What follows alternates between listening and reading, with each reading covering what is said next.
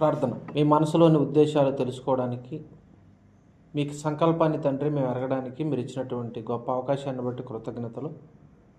మరి కొద్ది నిమిషాలు తండ్రి మీ వాక్కులు ధ్యానించబోచుండగా సహాయాన్ని కృపను అనుగ్రహించమని, మీరు మాతో మాట్లాడే ప్రతి మాటను హృదయాల్లో భద్రపరుచుకొని మీ కొరకు ఉన్నతంగా పరిశుద్ధంగా మా బ్రతుకులను మార్చుకోవడానికి సహాయాన్ని దయచేయమని క్రీస్తు పేరట ప్రార్థన సమర్పిస్తున్నాను తండ్రి. ఆమేన్. ఓకే అండి, మంచిది. ఈ నెలంతా కూడా యేసుక్రీస్తు పుట్టబోతున్నాడు డిసెంబర్ 25 అని చెప్పి యేసుక్రీస్తు యొక్క జన్మదినాన్ని ప్రపంచం అంతా ఎంతో ఆనందకరంగా జరుపుకుంటుంది. అయితే చాలా సంతోషం. అయితే ఇక్కడ యేసు ప్రభు పుట్టాడు అని ఆనందించేదానికంటే అసలు యేసుక్రీస్తు ఎందుకు పుట్టాడు అనేటటువంటిది చాలా ప్రాముఖ్యం. యేసుక్రీస్తు భూమి మీదకి ఎందుకు రావాల్సి వచ్చింది అనేటటువంటిది చాలా ప్రాముఖ్యం. ఎక్కువగా పుట్టినరోజు అని చెప్పి మనుషులు ఎక్కువ ఆనందించేది ఎక్కువగా కనబడతా ఉంది. కానీ అంటే మనకు ఆనందమే. ఇక్కడ ఒక రకంగా మన ఆనందపడడం అనేటటువంటిది చాలా మంచిది.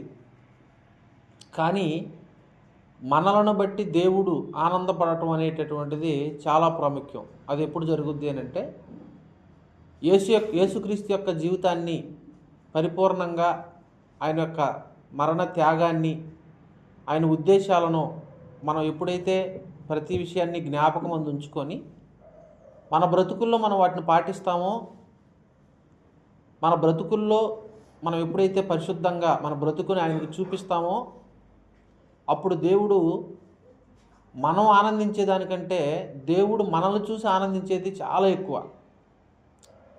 అయితే ప్రపంచాన్ని ఆనందింపజేయటానికి యేసుక్రీస్తుని భూమి మీద తీసుకురావడం అనేది జరిగింది. దాని గురించినటువంటి ఒక మాట మనకు బైబిల్లో రాయబడింది. ఒకసారి మనకు తెలిసినటువంటి మాట ఇది. ఒకసారి ఆ మాట చదువుకొని ముందుకెళ్దాం.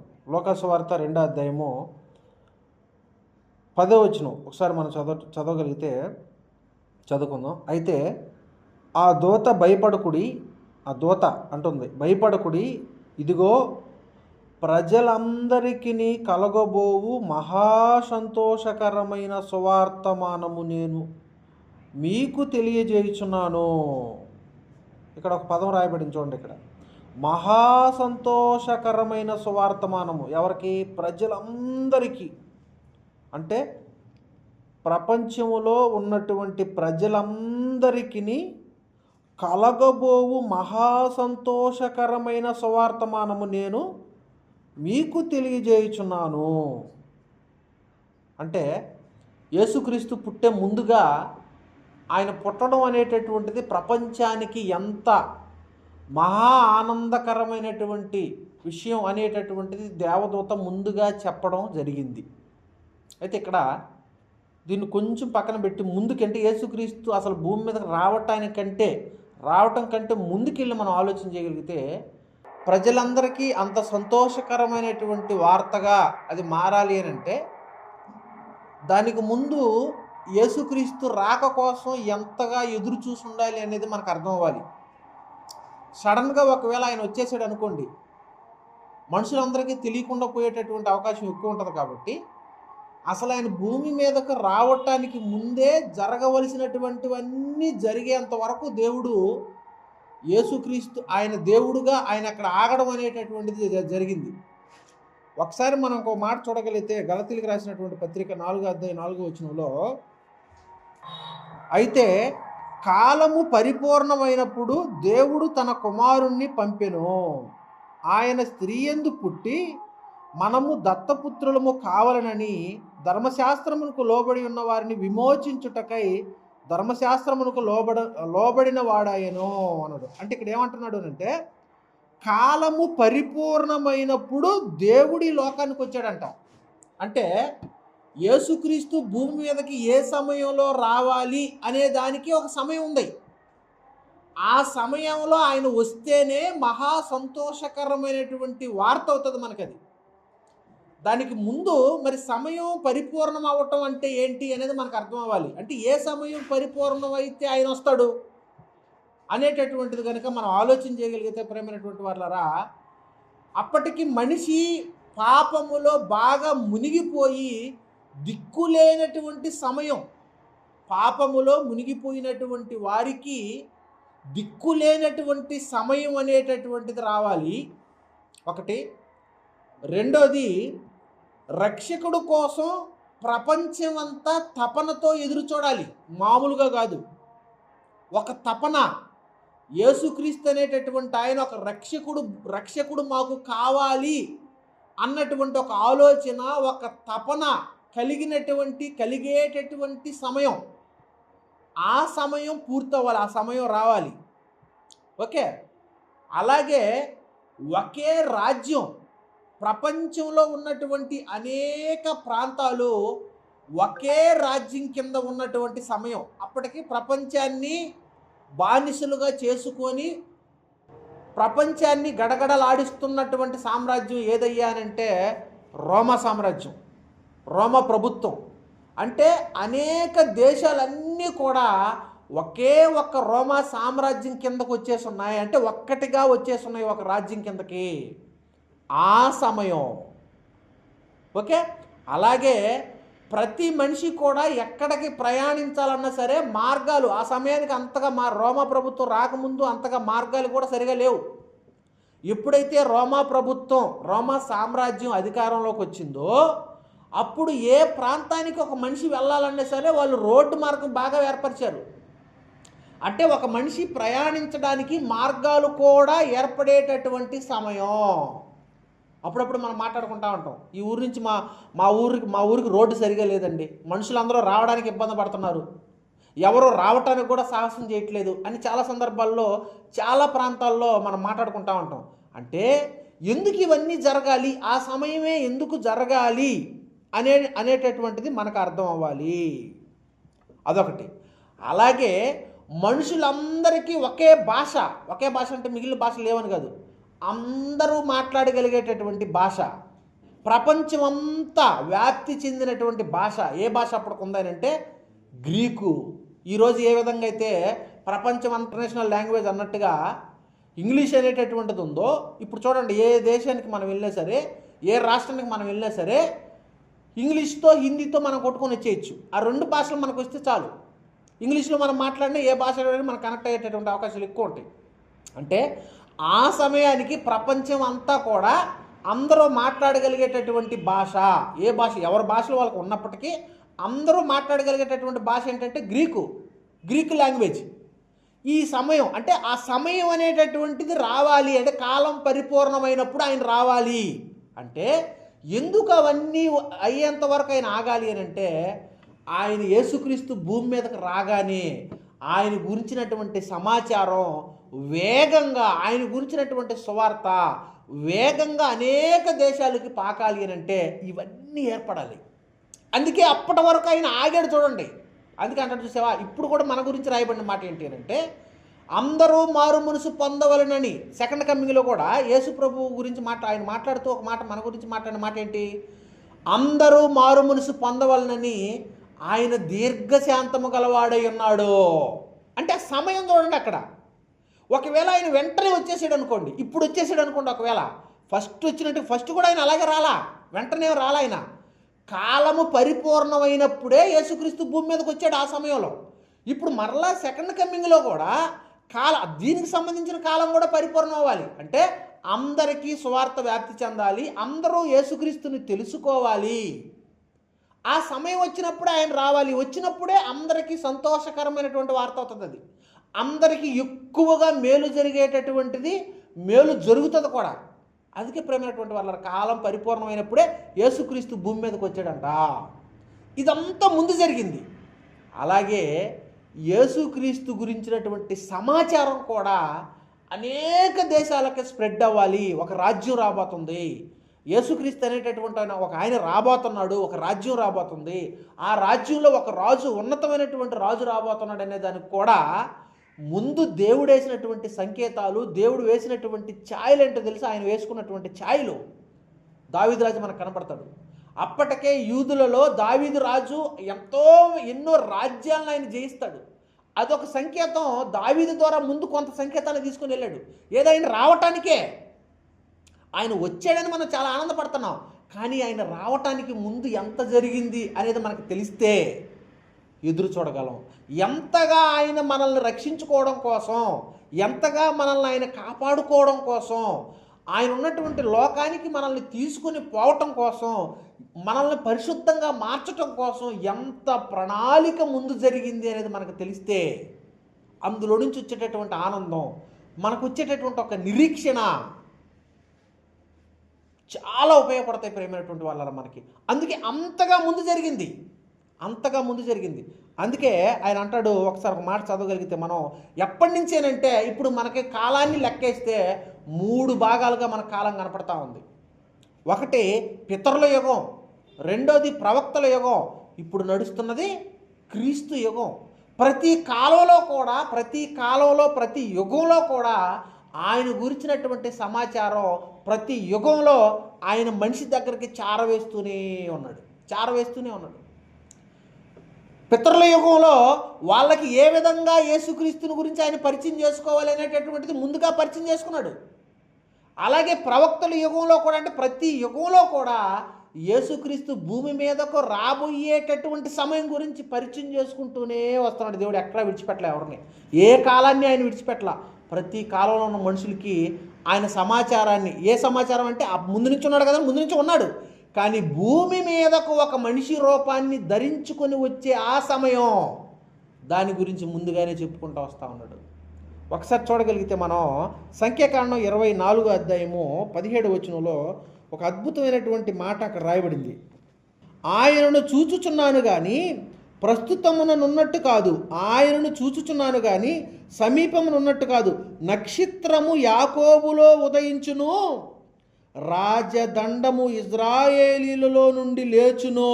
అక్కడ ప్రవచనం అంటే యాకోబులో నుండి ఏమంటున్నాడు ఇక్కడ, నక్షత్రము యాకోబులో ఉదయించును, రాజదండము ఇజ్రాయేలులో నుండి లేచును. అంటే అప్పటికి యేసుక్రీస్తు గురించినటువంటి ప్రవచనం ముందుగానే ఆ సమయంలోనే, మోషే గారు ఉన్నటువంటి కాలంలోనే చాలా ప్రవచనాలు, అంటే యేసుక్రీస్తు భూమి మీదకు వచ్చే సమయం గురించే ముందు ప్రతి కాలంలో ఉన్నటువంటి వారికి ఇన్ఫర్మేషన్ వెళ్ళాలి, సమాచారం వెళ్ళాలి. ఇప్పుడు మనం కూడా చూడండి, ఇప్పుడు మనం నుంచి ఒక సంకేతం వెళ్తుందా, డిసెంబర్ 25న యేసుక్రీస్తు పుట్టాడంట అనేటటువంటి సంకేతం, ఒక సమాచారం క్రైస్తవుల ద్వారా వెళ్తుందా లేదా? ఇప్పుడు ఎవరికైనా బయట ఉన్నటువంటి అన్యులకి ఏమనిపిస్తుంది, మనం చేసేటటువంటి అడావిడి, ఇప్పుడు మనం క్యారల్స్ పట్టుకొని తిరుగుతూ ఉంటాం, లేదంటే ఇంటి మీద స్టార్ పెడతా ఉంటాం, వీటన్నిటిని బట్టి వాళ్ళకి ఏమర్థమవుతుంది, దేనికి ఇదంతా చేస్తారంటే 25వ తారీఖు యేసుక్రీస్తు పుట్టబోతున్నాడంట, యేసుక్రీస్తు పుట్టినరోజు అంట. అది ఎందుకు పుట్టినరోజు, ఎవరు ఆయన అంటే ఏంటి, ఏమొస్తుంది బయటకు సమాచారం, అనేక మందిని, ప్రపంచాన్ని రక్షించడానికి యేసుక్రీస్తు వచ్చాడంట అనే ఒక సంకేతం వెళ్తుందా లేదా మనల్ని బట్టి, క్రైస్తవులను బట్టి. అలాగే ఆ రోజు ఇజ్రాయేలీల ద్వారా ప్రపంచ దేశాలకి, అన్యులకి వాక్యం వెళ్ళటం కోసం దేవుడు ముందుగానే ప్రవచనాల ద్వారా, ప్రవక్తల ద్వారా సంకేతాన్ని జనాల్లోకి పంపిస్తూనే ఉన్నాడు. ఇది ఆ కాలంలో. ఇంకా కొంతకాలం జరిగిన తర్వాత దానియేలు కాలానికి బబులోను చెరలోకి వెళ్ళిపోతారు కదా ఇజ్రాయేల్ అందరూ.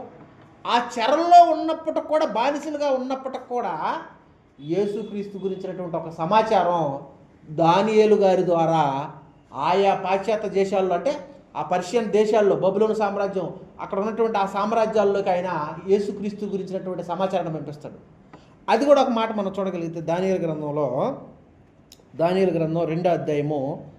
2వ అధ్యాయం 44వ వచనం, ఆ రాజుల కాలములలో పరలోకమందున్న దేవుడు ఒక రాజ్యము స్థాపించును. అప్పుడు చాలా రాజ్యాలు ఉన్నాయి ప్రపంచ దేశాల్లో. ప్రపంచంలో ఉన్న మనుషుల్ని బానిసలుగా చేసుకుంటూ ఒక దేశాన్ని ఇంకో దేశం దోచుకుంటూ ఉన్నటువంటి దేశాలు ఉన్నాయి అప్పటికి, రాజ్యాలు ఉన్నాయి అప్పటికి. అలాంటిది కాదు, ఒకే ఒక్క రాజ్యం రాబోతుంది. ఎప్పుడండి, ఎంత ముందుగా చెప్పిన మాట అండి ఇది.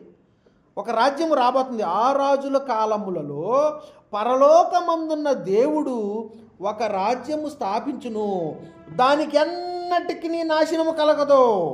అంటే ఎన్నో రాజ్యాలు వచ్చాయి, ఎన్నో రాజ్యాలు కూలిపోయాయి, కానీ ఒక్క రాజ్యం రాబోతుంది. ఆ రాజ్యానికి అంతమే లేదట. ఆ రాజ్యానికి అంతం లేదు అని అంటే ఆ రాజ్యంలో ఉండే వాళ్ళకి అంతం ఉంటుందా?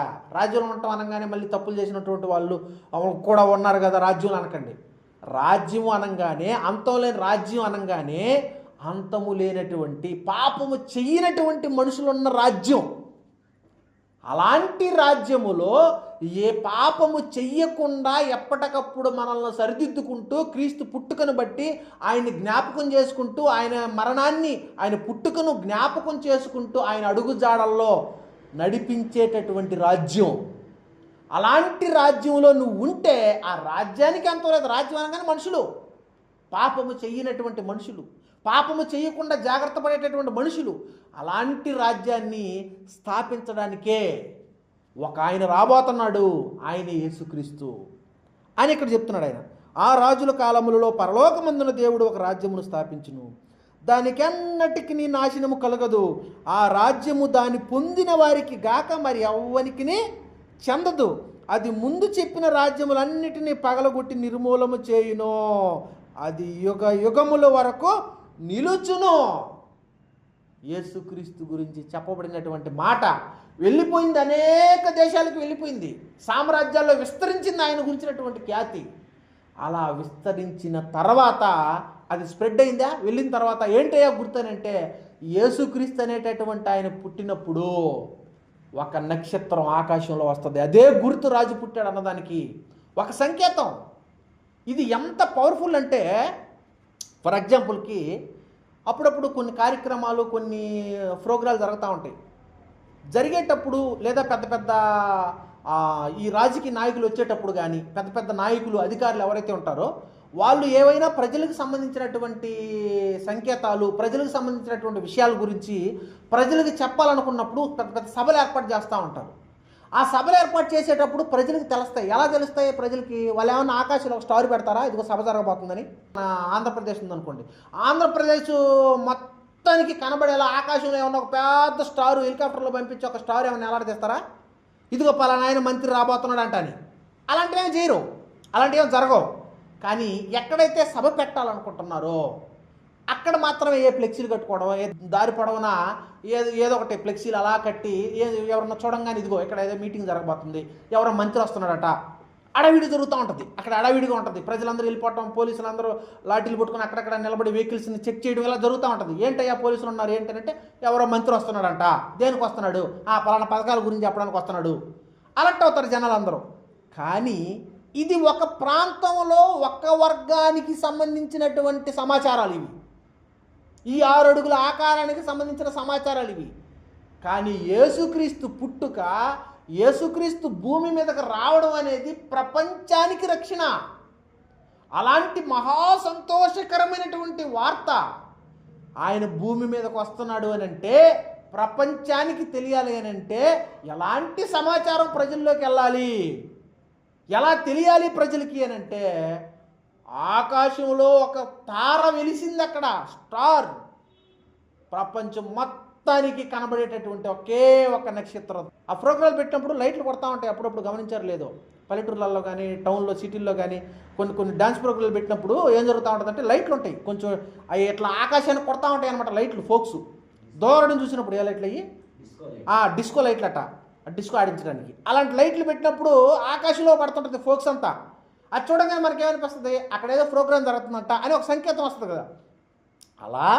అలాగా ప్రపంచం మొత్తానికి యేసుక్రీస్తు అనేటటువంటి ఆయన భూమి మీదకి రాబోతున్నాడు, అనేక మందిని రక్షించడానికి రక్షకుడు అని తెలియటం కోసం, ప్రపంచానికి ప్రేమను పంచడానికి, ప్రాణత్యాగం చెయ్యటానికి, అనేక మంది బానిస బ్రతుకుల్లో ఉన్నటువంటి వారిని విడిపించడానికి ఒక ఆయన రాబోతున్నాడు, ఆయన యేసుక్రీస్తు. ఆయన వస్తున్నాడనే విషయం తెలియడం కోసం ఆకాశంలో ఒక పెద్ద స్టార్ కనబడింది. దానికి సంబంధించినటువంటి సమాచారం కూడా గ్రంథంలో రాయబడ్డాయి. అనేక ప్రాంతాలకు, అనేక దేశాలకు ఆ రోజు ఉన్నటువంటి సామ్రాజ్యాలు ఏవైతే బబులోను, మాదీ పార్షిక, గ్రీకు, రోము, అన్ని కాలాలలో దేవుడు తన పిల్లల ద్వారా, ప్రవక్తల ద్వారా ఆ సమాచారాన్ని పంపించాడు. పంపించినప్పటికీ యేసుక్రీస్తు పుట్టినప్పుడు ఆకాశంలో స్టార్ వచ్చింది. కానీ ఆ స్టార్ని ఎంతమంది గుర్తించి యేసు ప్రభు పుట్టాడని ఐడెంటిఫై చేశారు చెప్పండి? ఎవరు ఐడెంటిఫై చేశారయ్యానంటే తూర్పు దేశపు జ్ఞానులు. వాళ్ళు ఎందుకు జ్ఞానులు అయ్యారు? ఇప్పుడు 48 వచ్చిన చదవండి. వాళ్ళకి ఎలా తెలిసింది ఆయన పుట్టాడన్న విషయం? మిగిలినటువంటి ఆయన జనులైనటువంటి ఎంతోమందికి ధర్మశాస్త్రం బైబిల్ తెలిసినటువంటి వాళ్ళు కూడా ఐడెంటిఫై చేయలేకపోయారు దాన్ని. అంటే మర్చిపోయారా? యేసుక్రీస్తు భూమి మీదకి వస్తున్నాడు అన్న విషయాలు, ఆ సమాచారం అంతా మర్చిపోయారా? గాలికి వదిలేశారా? దాన్ని గాలికి వదిలేశారని చెప్పాలి. అందరూ కాదు, కొంతమంది ఐడెంటిఫై చేశారు. కానీ బైబిల్ కలిగినటువంటి ధర్మశాస్త్ర ఉపదేశకులే యేసు ప్రభు భూమి మీదకి వచ్చాడన్న విషయాన్ని గుర్తించలేకపోయారు. తూర్పు దేశపు జ్ఞానులు వచ్చి అక్కడికి వచ్చి హేరోదు రాజు దగ్గరకు వచ్చి యూదుల రాజుగా పుట్టినవాడు ఎక్కడున్నాడు అని అడిగేంత వరకు ఆ యూదుల రాజు వెళ్ళి ఆ పరిశీలిని వాళ్ళందరినీ ధర్మశాస్త్ర ఉపదేశకులు పిలిచి ఇక్కడ ఏడో క్రీస్తు పుట్టాడంట, ఎక్కడ పుట్టాడని అడిగేంత వరకు వాళ్ళకి గుర్తు రాలేదు అని అంటే వాళ్ళు ఎలాంటి పరిస్థితుల్లో ఉన్నారో చూడండి. ఈరోజు కూడా యేసుక్రీస్తు ప్రతి సంవత్సరం పుడతనే ఉంటాడు. వాక్య రూపంలో ఆయన శరీరపరంగా పుట్టకపోయినా, ఎప్పుడెప్పుడు పుట్టి వెళ్ళిపోయినా వాక్య రూపములో ప్రతిరోజు నీ హృదయంలో ఆయన పుడుతూనే ఉంటాడు. దాన్ని ఎంతమంది గుర్తిస్తున్నారు? ఏదో భౌతికంగా యేసు ప్రభు పుట్టాడు అనే విషయాన్ని ప్రపంచం అంతా జ్ఞాపకం చేసుకుంటుంది, మంచిదే. కానీ ప్రతిరోజు అలాగే ఉండాలి మనకి. ప్రతిరోజు స్టార్లు కట్టాలంటే స్టార్లు కడితేనే పుట్టినరోజా? ప్రతిరోజు క్యారల్స్తో తిప్పితేనే పుట్టినరోజా? కాదు కదా. క్రిస్మస్ అనగానే క్రీస్తుని ధరించి మన బ్రతుకుల్లో చూపిస్తే ప్రతిరోజు క్రిస్మస్. ఆ ఒక్కరోజు మాత్రం అడావిడి చేస్తాం, అడావిడి కనపడతా ఉంటుంది. ఏమనిపిస్తుంది? మనకి పండుగలు ఉన్నాయి, ఇది క్రీస్తు పండుగ అంట, ఇది క్రైస్తవులకు ఒక పండుగ అంట, చేసుకోవడం తప్పని అనట్లా. దాని పరమార్థం ఏంటి? ఆ రోజు ఆయన వచ్చాడు. ఆ రోజు క్రీస్తు పుట్టుకను గుర్తించలేనటువంటి అజ్ఞానులు బుద్ధిహీనులయ్యారు. ఎవరో? యూదులే. కానీ ఎక్కడో ఉన్నటువంటి అన్యులు, తూర్పు దేశం నుంచి వచ్చినటువంటి జ్ఞానులు ఎవరయ్యారంటే అలే యూదులు కాదు. మళ్ళీ అలే యూదులు కాదు. యూదులు కానప్పటికీ జ్ఞానవంతులు. ఎందుకు జ్ఞానులు అయ్యారు అని అంటే యేసుక్రీస్తు పుట్టినప్పుడు ఒక స్టార్ ఆకాశంలో వస్తుందన్న విషయాన్ని వాళ్ళు తెలుసుకొని అప్పుడు వాళ్ళు విన్న మాటలను బట్టి ఆయన పుట్టినప్పుడు ఆ యేసుక్రీస్తుకు సంబంధించినటువంటి స్టార్ అదని గుర్తుపెట్టుకుని వచ్చారు. చూసారా? ఆయన చూడాలని. ఆ రాజు ఎలా ఉంటాడో, ఆ అంతం లేనటువంటి రాజ్యం ఎలా ఉండబోతుందో, ఆ రాజ్యాన్ని నడిపించేటటువంటి రాజు ఎలా ఉంటాడో, దావీదులాగా ఉంటాడా? ఒక సొలొమోన్లా ఉంటాడా? దానికి ముందు సంకేతాలు ఉన్నాయి కదా వాళ్ళకి. ఒక దావీదు ఎలా రాజ్యాన్ని పరిపాలించాడు, ఒక సొలొమోను ఎలా పరిపాలించాడు, యూదుల రాజులు ఏ విధంగా ప్రపంచాన్ని జయించారు అనేటటువంటి కొన్ని సంకేతాలు ముందున్నాయి. చాలా బలంగా సంకేతాలు ఉన్నాయి. మరి వీళ్ళే ఇలా ఉంటే మరి అంతం లేనటువంటి రాజ్యం అని చెప్పాడు కదా. అంతం లేనటువంటి రాజ్యాన్ని స్థాపించేటటువంటి ఒక రాజు రాబోతున్నాడు అనేటటువంటి సంకేతాలు ఉన్నాయి కదా. మరి అలాంటి రాజ్యాన్ని స్థాపించే రాజు ఎలా ఉంటాడో ఒక్కసారి ఆయన చూద్దాం. ఒక్కసారి ఆ రాజును చూద్దాం, ఎలా ఉంటాడు ఆయన అని ఒక ఆరాటంతో, ఎంతో నిరీక్షణతో ఆ స్టార్ను చూసి నేరుగా వచ్చారండి. ఎక్కడ తూర్పు దేశాలు, ఎక్కడ బెత్లెహేము. ఎన్నో రోజుల ప్రయాణం నడుచుకుంటూ ఒంటెల మీద అలా వాళ్ళు వచ్చి యేసుక్రీస్తుని చూడటానికి వచ్చారు. దగ్గరుండి యేసుక్రీస్తు యొక్క ఉద్దేశాలను, యేసుక్రీస్తు యొక్క పుట్టుక పరమార్థాన్ని గుర్తించలేకపోతున్నావు. నీకు లేదా యేసుప్రభుని చూడాలని? యేసుక్రీస్తు ఉండాలని నీకు లేదా? ఆ రోజు తూర్పు దేశపు జ్ఞానులు ఆ రాజును చూడాలని ఆశపడ్డారు, ఆరాటపడ్డారు, ఎంతగానో ప్రయాసపడ్డారు, ప్రయాణం కట్టారు. ఈరోజు యేసుక్రీస్తును చూడాలని నీకు లేదా? యేసుక్రీస్తు చూడాలంటే మళ్ళీ పుట్టడు కదా. భౌతికంగా మాట్లాడట్లే ఇక్కడ, అది అయిపోయింది. భౌతికంగా ఆయన వచ్చాడు, రక్షించాడు, ప్రాణం పెట్టాడు, రక్షించాడు, వెళ్ళిపోయాడు. కానీ యేసుక్రీస్తు పరలోకంలో ఉన్నాడు. ఆయన్ని చూడాలని నీకు లేదా? ఆయన్ని చూడడానికి నీకు ఎన్నో సంకేతాలు, ఎన్నో మాటలు ఇక్కడ మనకు కనబడతా ఉన్నాయి. అవన్నీ మనం ఫాలో అయితే తూర్పు దేశపు జ్ఞానులు ఏ విధంగా ఒక దేశం నుంచి ఇంకో దేశానికి వచ్చి ఆయన చూసి వెళ్ళారు, అలాగే ఈ భూమి మీద మనం ఉన్నటువంటి మనం ఒకరోజు యేసుక్రీస్తును చూడడానికి ఆయనకి సంబంధించిన విషయాలు మనం ఏం ఫాలో అవుతున్నాం, ఏం నేర్చుకుంటున్నాం అని తెలుసుకొని బ్రతకటమే నిజమైనటువంటి క్రిస్మస్ ప్రేమైనటువంటి వాళ్ళరా. బట్టలు వేసుకోవద్దని కాదు, పండుగ చేసుకోవద్దని కాదు. మన ప్రవర్తన పరిశుద్ధంగా ఆయన చెప్పినట్టుగా నడుచుకుంటే ప్రతిరోజు పండగే. ఒక మాటలు చెప్పాలంటే భూలోకమే పరలోకం అయింది. అందరూ అలా బ్రతికితే. అలాంటి పరిస్థితులు ఇక్కడ లేవనే కదా ఆయన ఇక్కడికి వచ్చి మనల్ని రక్షించడానికి భూమి మీద పుట్టాడు, ఒక ఆకారాన్ని ధరించుకొని వచ్చాడు. కనుక ప్రేమైనటువంటి వాళ్ళరా, ఒక మాట మనం చూడగలిగితే మత్తయి సువార్త 2:16 ముగించేస్తా. మత్తయి సువార్త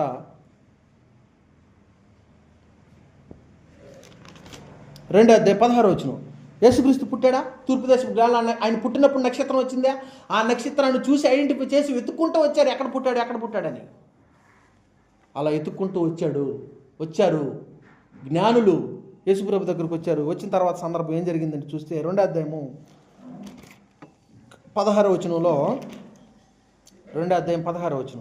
అప్పుడు ఆ జ్ఞానులు తన్ను అపహసించిన వచ్చారు. హేరోదు రాజుని అడిగారు. అదంతా అయిపోయిన తర్వాత వచ్చారు, చూశారు, వెళ్ళిపోయారు. ఆ జ్ఞానులు తన్ను అపహసించరని హేరోదు గ్రహించి బహు ఆగ్రహము తెచ్చుకొని తాను జ్ఞానుల వలన వివరముగా తెలుసుకుని కాలమును బట్టి బెత్లెహేములోని దాని సకల ప్రాంతముల్లోనూ 2 సంవత్సరములు మొదలుకొని తక్కువ వయసు గల మగపిల్లలందరినీ వధించెను. ఇక్కడ ఎంత వధ జరిగిందో చూడండి ఆయన పుట్టినప్పుడు. తూర్పు దేశపు జ్ఞానులు యేసుక్రీస్తుని చూడటానికి వాళ్ళు వచ్చి చూసి ఆనందంతో పొంగిపోయి అక్కడ వాళ్ళు తెచ్చినటువంటి ఆ కానుకలు ఆయనకు సమర్పించి చూసి ఆనందంగా తిరిగి వెళ్ళిపోయారు వాళ్ళు. కానీ అక్కడే ఉన్నటువంటి యూదులు, అక్కడే ఉన్నటువంటి హేరోదు రాజు యేసు ప్రభువుని గుర్తించలేకపోతున్నారు. రకరకాల ఆలోచనలతో, పదవి కాంక్షలతో బ్రతుకుతున్నారు. ఈ రాజుగా ఈయన వస్తే మరి నా పరిస్థితి ఏంటి అనుకోని కంగారు పడ్డాడు, అభ్యంతరపడ్డాడు. అక్కడ యేసుక్రీస్తుని చంపాలన్న ఉద్దేశంతో అక్కడ ఉన్నటువంటి పిల్లలందరినీ వధించేశాడు. ఇక్కడ ఏ రోజులాగా మనం ఏమన్నా ఉన్నామనేది గమనించుకోవాలి. యేసుక్రీస్తు భూమి మీదకు వచ్చి మన పాపాల నిమిత్తం ప్రాణం పెట్టి వెళ్ళిపోయాడు. మనల్ని ఆయనలా పరిశుద్ధంగా బ్రతకమన్నాడు. ఈరోజు యేసుక్రీస్తుని పుట్టుకుని జ్ఞాపకం చేసుకుంటున్న మనం యేసుక్రీస్తు యొక్క పుట్టుక పరమార్థం, క్రిస్మస్ యొక్క అర్థాన్ని తెలుసుకొని మనం పరిశుద్ధంగా దాన్ని పాటిస్తున్నామా, లేక హేరోదులా రాజులాగా క్రిస్మస్ యొక్క అర్థాన్ని చంపేస్తున్నామా అనేది మనం ఆలోచన చేసుకోవాలి ప్రేమైనటువంటి వాళ్ళ. ఈరోజు పరిస్థితి ఎలా అయిపోయిందో చెప్పనా? ఎలా అయిపోయిందో ఒక మాట రాయబడింది బైబిల్లో. రోమిలికి రాసినటువంటి పత్రిక 1వ అధ్యాయము. జ్ఞానులు ఎవరు? జ్ఞానులు యేసుక్రీస్తుని ఐడెంటిఫై చేసి, యేసు ప్రభువును గుర్తించి, ఆయన ఉద్దేశాలను గుర్తించి, ఆయన చెప్పినట్టుగా బ్రతికే వాళ్ళు జ్ఞానులు. ఆ రోజు ఆయన ఐడెంటిఫై చేసి వచ్చారు కనుకనే వాళ్ళ గురించి జ్ఞానులని రాయబడింది.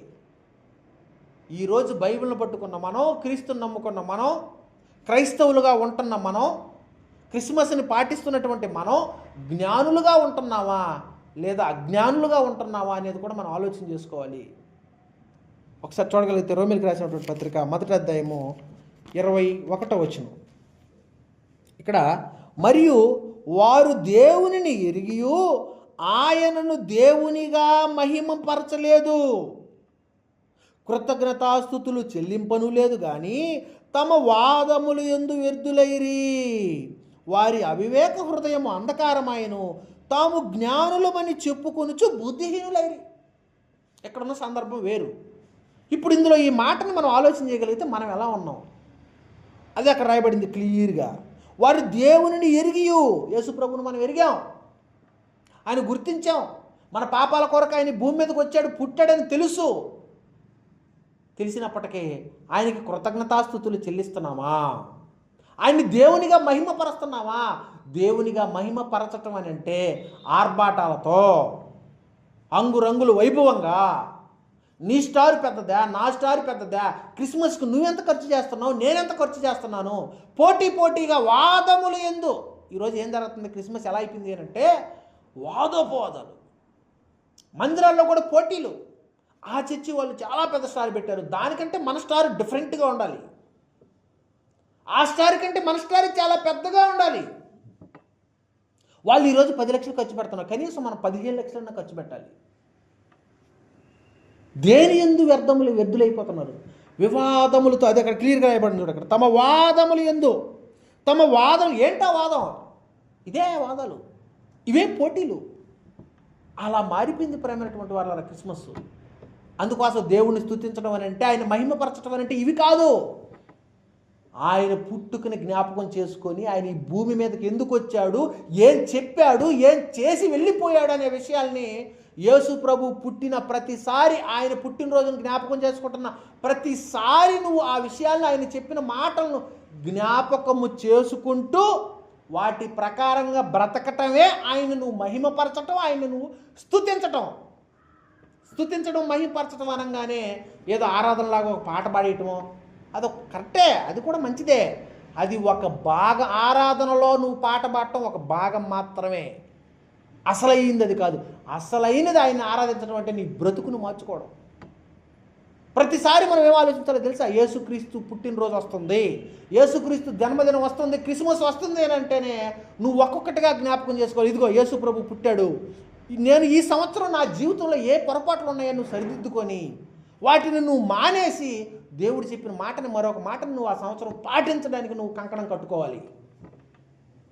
నెక్స్ట్ మరలా జనవరి వస్తుంది, వాగ్దానాలు అంటాం.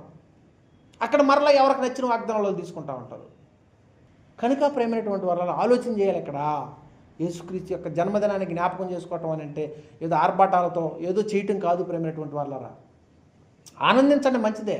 అందుకే మహా సంతోషకరమైనటువంటి వార్త అని పండుగలో ఆనందం కాదు, అది పరిశుద్ధంగా నువ్వు మారితే వచ్చే ఆనందం. అది యేసు ప్రభు పుట్టాడు అని అంటే ఆయన పుట్టాడు అన్నదాన్ని నువ్వు జ్ఞాపకం చేసుకొని నీ బ్రతుకును మార్చుకుంటే వచ్చేటటువంటి ఆనందం.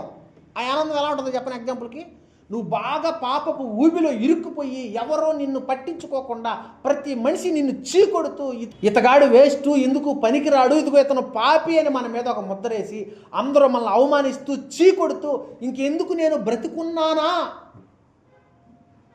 అనే ఒక ఆలోచనలో ఒక బాధలోకి వెళ్ళిపోయినటువంటి వ్యక్తిని దేవుడు దగ్గరికి తీసుకొని పరిశుద్ధంగా మార్చి అతని పాపాలు కడిగి అతన్ని ఉన్నత స్థానంలో నిలబెడతాడు. చూసారా? అప్పుడు వస్తుంది చూసారా ఆనందం. అది మహా సంతోషకరమైనటువంటి వార్త అప్పుడు అవుతుంది. యేసు ప్రభు పుట్టాడు, బాగానే ఉంది, కానీ ఆ పుట్టుకను ఆ పరమార్థాన్ని నువ్వు పాటించినప్పుడే నీ జీవితంలో మహా సంతోషకరమైన వార్త. దాని గురించి అక్కడ దూత మాట్లాడింది. ఆయన పుట్టాడని చెప్పి దాన్ని అడ్డం పెట్టుకొని కేక్ కట్ చేసుకొని మంచిగా వండుకొని తినేసి అది కాదు. అబ్బా యేసు ప్రభు పుట్టడం వల్ల నేను చాలా పండుగ చేసుకున్నట్టు అది కాదు పండుగ. కనుక ప్రేమైనటువంటి వారారా, క్రిస్మస్ యొక్క నిజమైనటువంటి అర్థం ఏంటంటే యేసు ప్రభు పుట్టాడు, ఎందుకు పుట్టాడు అన్న విషయాన్ని తెలుసుకొని మన బ్రతుకుల్ని పరిశుద్ధంగా మార్చుకోవడమే నిజమైనటువంటి క్రిస్మస్. అది మనకు తెలియపరచడానికి కొన్ని వేల సంవత్సరాల ముందు నుంచే దాని గురించినటువంటి సంకేతాలు, సమాచారం ప్రజల్లోకి, సామ్రాజ్యాల్లోకి వెళ్ళింది.